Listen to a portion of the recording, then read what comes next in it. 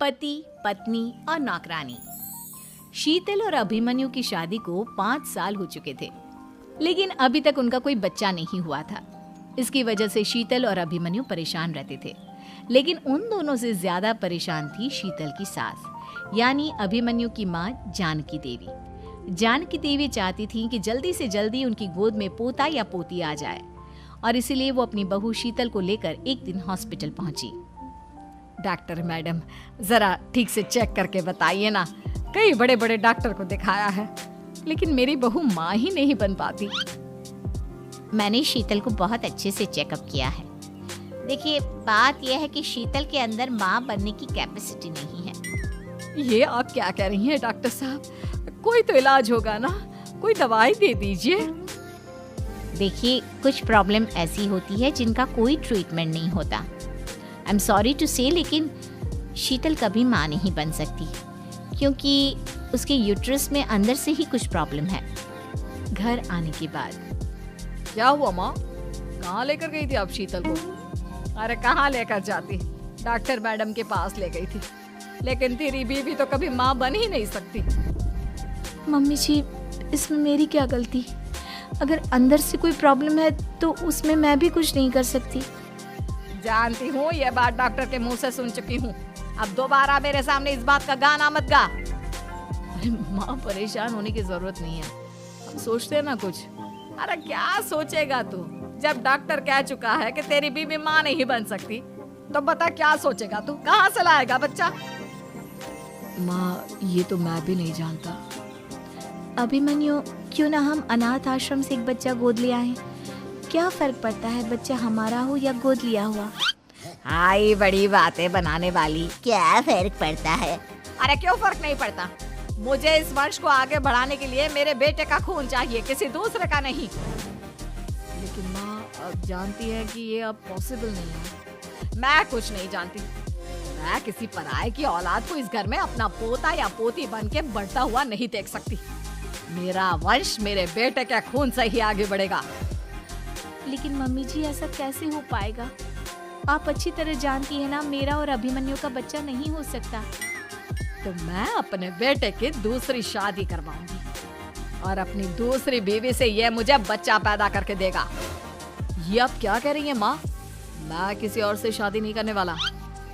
मेरे रहते हुए आप अभिमन्यु की शादी किसी और से करवाएंगी? मम्मी जी, आप ऐसा कैसे कर सकती हैं? तू बस देखती जा बहू, मैं ऐसा कैसे कर सकती हूँ। कुछ दिनों के बाद, अभिमन्यु, मैंने तेरे लिए लड़की ढूंढ ली है। माँ, मैं आपको कितनी बार समझाऊं, मुझे किसी से शादी नहीं करनी है। पहले मेरी बात सुन। ये जो चमेली है ना, हमारे घर में काम करने आती है, वो तुझसे शादी करने के लिए तैयार है। मम्मी जी, आप अभिमन्यु की शादी एक नौकरानी के साथ करवाएंगी? वो इसलिए क्योंकि चमेली दिखने में बहुत खूबसूरत है, बच्चा भी सुंदर ही होगा। मम्मी जी, लेकिन एक बच्चे के लिए अपने बेटे की शादी नौकरानी के साथ करवाना, क्या ये सही है? अगर अभिमन्यु ने शादी नहीं की ना, तो मैं अपनी जान दे दूंगी।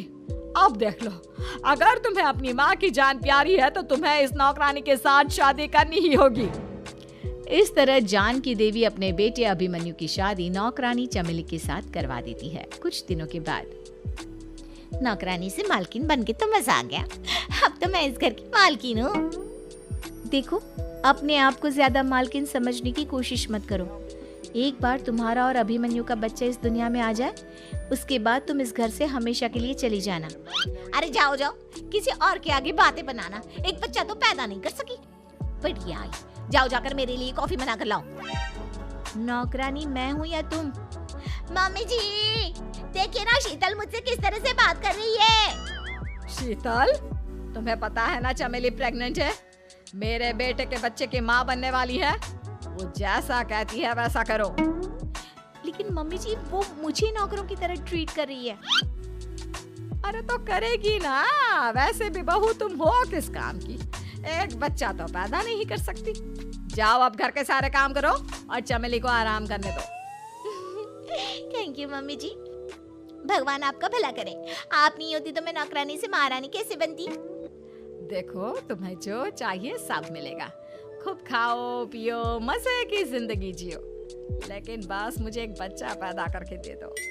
कुछ दिनों के बाद, मम्मी, बच्चे के लिए आपने मेरी शादी चमेली के साथ करवा तो दी, लेकिन दिन और रात का चैन मिट गया है। सारा दिन शीतल और चमेली की बहस चलती रहती है। अब शीतल को इस घर में रखने से क्या होगा? मैं तो कहती हूँ उसे घर से निकाल दो, है भी किस काम की। मैं ऐसा नहीं कर सकता माँ, वो मेरी पत्नी है, उससे बहुत प्यार करता हूँ मैं। तुम्हारी पत्नी चमेली है, चमेली, उससे प्यार करो। अरे तुम्हारे बच्चे को जन्म देने वाली है वो। अभिमन्यु, मैं खुद ही इस घर से चली जाती हूँ। वैसे भी अपने ही घर में नौकरों की तरह रहकर परेशान हो चुकी हूँ। घर की नौकरानी मेरे ऊपर हुक्म चलाती है, वो तुम्हारी पत्नी बन चुकी है। अब मेरा इस घर में क्या काम? अभिमन्यु के बार बार रोकने पर भी शीतल उस घर से चली जाती है। कुछ दिनों के बाद चमेली एक बच्चे को जन्म देती है। भगवान ने मेरी सुन ली, मेरे बेटे का घर भर गया, उसका अपना बच्चा इस दुनिया में आ गया। मम्मी जी, बच्चे को हाथ लगाने से पहले मेरी एक शर्त तो सुन लो। तुम कहना क्या चाहती हो चमेली? आपकी मम्मी को बहुत शौक था ना अपने पोते को खिलाने का। अब देखो, इस दुनिया में हर चीज की कोई ना कोई कीमत तो होती है। तुम अपनी आधी प्रॉपर्टी मेरे नाम कर दो, बच्चा तुम्हारे नाम। अरे लेकिन मैंने अपने बेटे से तुम्हारी शादी करवाई है, अब ये सौदेबाजी कहाँ से आ गई? जो औरत अपनी बहू को घर से निकाल कर एक नौकरानी के साथ अपने बेटे की शादी करवा दे, वो तो सौदेबाजी कर ही सकती है ना। उसका कैसे भरोसा कर सकते हैं? मुझे बस आप लोगों की प्रॉपर्टी चाहिए, उसके बाद ही बच्चे को आप हाथ लगा सकते हैं। मैंने कहा था ना मम्मी, आप गलत कर रही हैं। देखिए, उसका नतीजा आपके सामने है। जब शीतल को पता चलता है कि अभिमन्यु और चमेली का बच्चा दुनिया में आ गया है, तो वो अपने घर पहुंचती है। अभिमन्यु, कहाँ है आपका बच्चा? क्या मैं उसे देख सकती हूँ? कुछ भी मत पूछो शीतल, माँ की हुई एक गलती हम लोगों पर भारी पड़ रही है। वो नौकरानी अपनी औकात पर आ गई है और अब हमसे अपनी आधी प्रॉपर्टी मांग रही है, वो भी बच्चे के बदले में। एक बात कहूँ अभिमन्यु, आप उससे कुछ भी देने से मना कर दो। अरे कैसी बात कर रही हो? मेरे बेटे की औलाद है उसके पास, ऐसे कैसे मना कर दे? मम्मी जी, वो अभिमन्यु का बच्चा नहीं है, वो चमेली और उसके बॉयफ्रेंड का बच्चा है। ये तुम क्या कह रही हो शीतल? ये देखिए वीडियो, चमेली और उसका बॉयफ्रेंड आपस में बातें कर रहे हैं कि उन दोनों ने मिलकर आपको बेवकूफ बनाया है और अब इस बच्चे के बदले आपसे प्रॉपर्टी भी हड़प लेंगे। हे भगवान, ये मुझसे क्या हो गया? ना तो बच्चा मिला और अपने बेटे की नौकरानी के साथ शादी करवा दी सो अलग। अब क्या होगा? मुझे माफ कर दो शीतल, मेरी वजह से तुम्हें बहुत तकलीफ हुई है। अभिमन्यु, मैंने कहा ना, उस नौकरानी को उसके बच्चे सहित इस घर से बाहर निकाल दो। लगता है मेरे अभिमन्यु का बाप बनने का सपना अधूरा ही रह जाएगा। अभिमन्यु, अपनी मम्मी से कहो कि परेशान ना हो। आपको याद है एक बार हम एक IVF सेंटर गए थे, मैंने फिर से वहाँ जाकर बात की थी और आपको पता है इस बार मैं प्रेग्नेंट हूँ, क्योंकि हमने वहाँ पर प्रोसीजर करवाया था जिसकी वजह से मैं प्रेग्नेंट हो गई थी और इस बात का पता मुझे बस कुछ महीने पहले ही लगा है। हमारा बच्चा इस दुनिया में आने वाला है अभिमन्यु। मुझे माफ कर दो शीतल बहू, मुझसे बहुत बड़ी गलती हो गई। कोई बात नहीं माँ, लेकिन अब हमें उस धोखेबाज नौकरानी को इस घर से बाहर निकालना है और इस घर की मालकिन को वापस घर लाना है, वो भी अपने बच्चे के साथ।